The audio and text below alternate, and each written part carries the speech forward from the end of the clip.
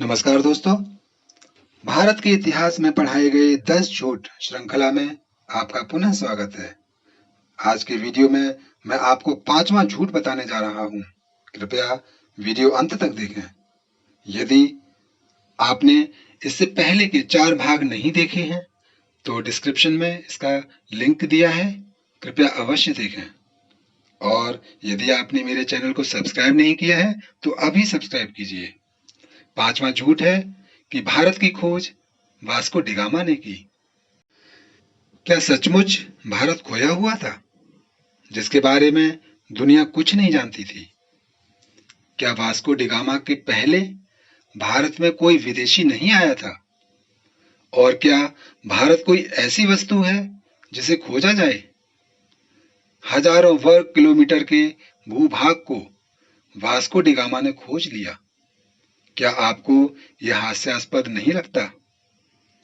यह ऐसा ही है जैसे आप अपने पड़ोसी के घर को खोज लें और दुनिया के इतिहास में प्रसिद्ध हो जाएं।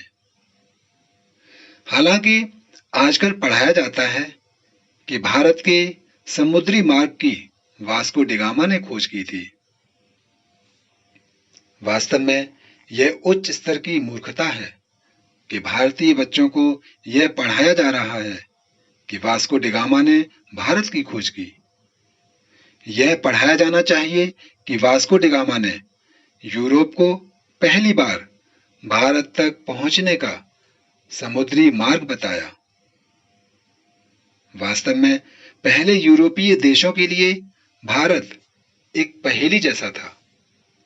यूरोप अरब के देशों से मसाले, मिर्च आदि खरीदता था, किंतु अरब देश के कारोबारी उन्हें यह नहीं बताते थे कि यह मसाले लाते कहां से हैं। यूरोपीय इस बात को समझ चुके थे कि अरब कारोबारी उनसे अवश्य कुछ छुपा रहे हैं। ये कारोबारी अरब के उस पार पूर्वी देशों से अधिक परिचित नहीं थे। जहां तक प्रश्न भारत का है तो इसके एक ओर हिमालय की ऐसी श्रृंखलाएं हैं जिसे पार करना असंभव था। भारत की दूसरी ओर 3 ओर समुद्र ने घेर रखा था। ऐसे में यूरोप वासियों के लिए भारत पहुंचने के लिए 3 रास्ते थे। पहला, रूस पार करके चीन होते हुए वर्मा में पहुंचकर भारत में आना, जो अनुमान से कहीं अधिक लंबा और जोखिम भरा था। दूसरा रास्ता था अरब और ईरान को पार करके भारत पहुंचना, लेकिन यह रास्ता अरब के लोग उपयोग करते थे और वे किसी अन्य को अंदर घुसने नहीं देते थे।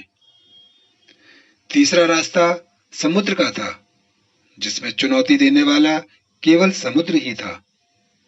ऐसे में एक ऐसे देश के समुद्री मार्ग की खोज करने यूरोप के नाविक निकल पड़े, जिसके बारे में सुना बहुत था लेकिन देखा नहीं था। इन नाविकों में से एक का नाम क्रिस्टोफर कोलंबस था, जो इटली का निवासी था।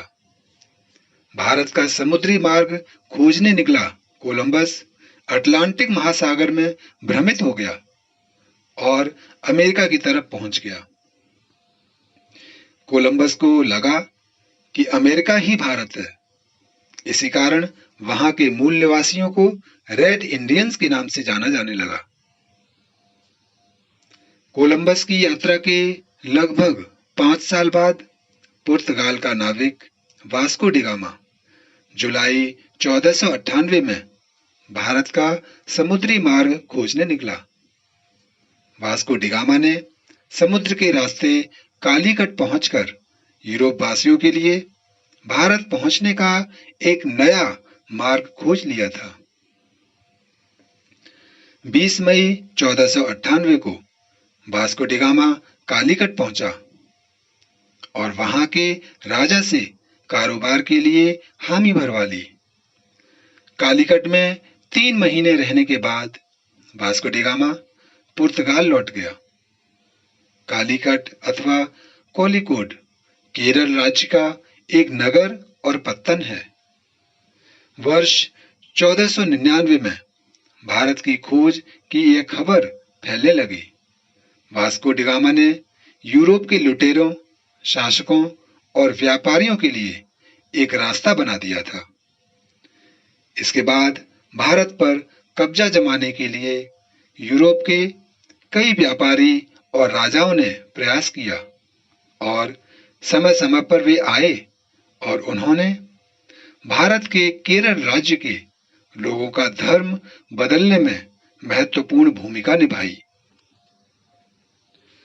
पुर्तगालियों के बाद ब्रिटिश लोग भी यहां आने लगे। अंततः 1615 ईस्वी में यह क्षेत्र ब्रिटिश अधिकार में आया। 1698 ईस्वी में यहाँ फ्रांसीसी बस्तियां बसी। फ्रांस और ब्रिटेन के बीच के युद्ध के काल में इस क्षेत्र की सत्ता बदलती रही। 1503 में वास्को पुर्तगाल लौट गया। 20 साल वहां रहने के बाद वह भारत वापस चला गया।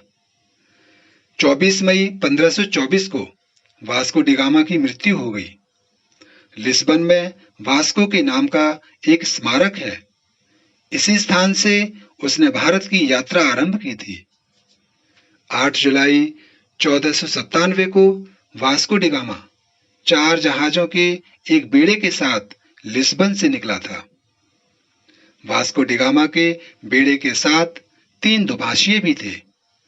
बेड़े में वे अपने साथ एक पेड्राओ अर्थात पाषाण स्तंभ भी ले गए थे, जिसके माध्यम से वह अपनी खोज और जीती हुई भूमि को चिन्हित करता था। दोस्तों, आपको वीडियो कैसा लगा हमें कमेंट करके अवश्य बताइए और वीडियो पूरा देखने के लिए बहुत बहुत धन्यवाद।